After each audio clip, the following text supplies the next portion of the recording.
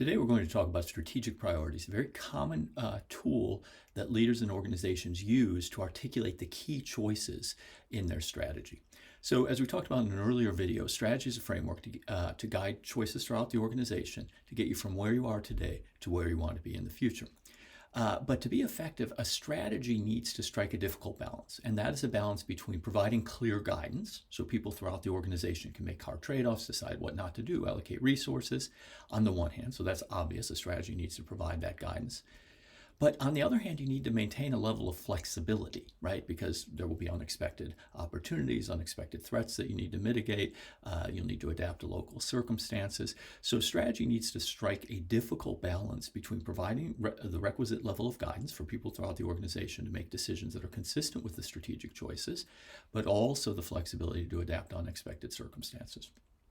One of the most common ways that organizations strike this balance or attempt to strike this balance is through strategic priorities.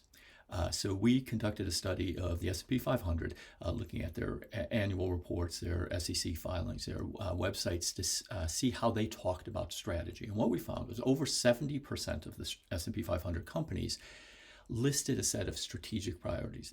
These were objectives for the company as a whole over the midterm, typically 3 to 5 as this chart shows in number. So what are the, and again, firms use different language, strategic priorities, strategic objectives, and so forth, but don't get hung up on the language. What's critical is the defining characteristics of strategic priorities, which are threefold. One, that they're limited to a handful. Okay, this isn't a long laundry list of everything the company might want to do. Two, that they're typically midterm, usually set for a 3 to 5 year time horizon, long enough to make substantial changes in company, do things that make a difference for the organization's long-term success. And three, that they're defining kind of must-win battles for the company. They're saying of all the things we could be focused in on, we've chosen these 5 priorities as the ones that, if we achieve them, are going to have the greatest impact on our future performance, that are going to allow us to succeed. So just because an organization has strategic priorities doesn't mean they're effective, right? So if we take the example of American Airlines, which is one of the companies in our sample, we see they indeed have a handful of strategic priorities, which they set over the midterm, which they say are crucial to the company's success. But the problem here is they're not providing sufficient guidance, right? These are very abstract, very vague. They could apply to any airline. Frankly, they could apply to any company in any industry. Contrast those strategic priorities with the strategic initiatives set by Southwest Airlines, which again, limited to a handful over the midterm, crucial to the company's long-term success, but they provide more guidance while still leaving scope for flexibility. So how do you know if your strategic priorities are effective? Well, we've identified 7 criteria, 7 kind of tests you might want to pose to your strategic priorities to understand if they're going to do the job that you want them to do and moving you towards your desired future. So the first is that they're limited to a handful, right? And that's obviously helpful because it is easier to communicate and for people to remember and to use as a framework for guidance to their choices throughout the organization.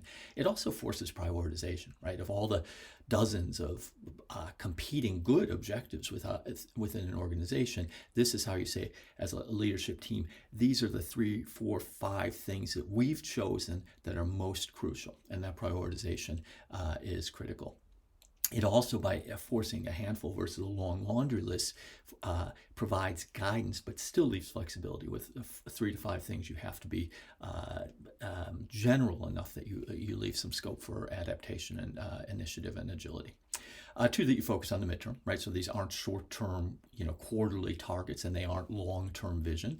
They're in the middle scope, or middle time horizon, which is long enough to get something done that would really matter to the organization, but a short enough time period that you can maintain focus over those 3 to 5 years.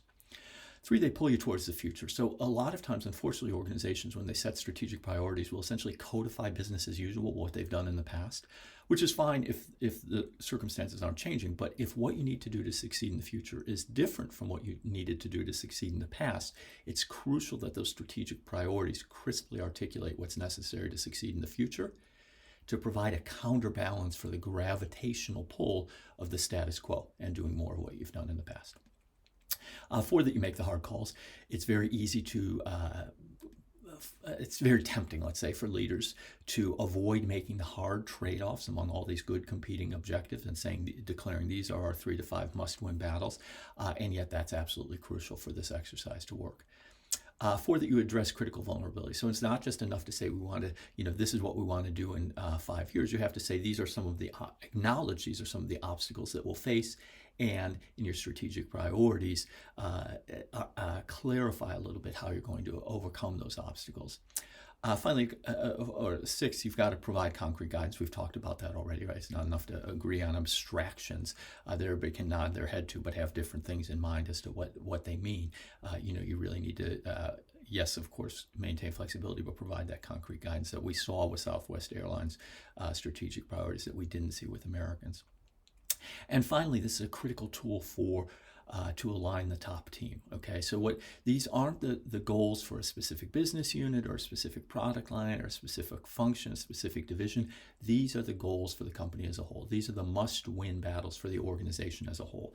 And therefore, the top team has to come together with their own individual, divisional or functional or business unit objectives, and as a top team, kind of talk through and have those difficult discussions about those hard trade-offs and say, okay, of all the things we could focus in on, these are the 3 to 5 priorities that are most important for us as a group, for us as an organization as a whole, in order to succeed and to perform in the way we want to perform in the future.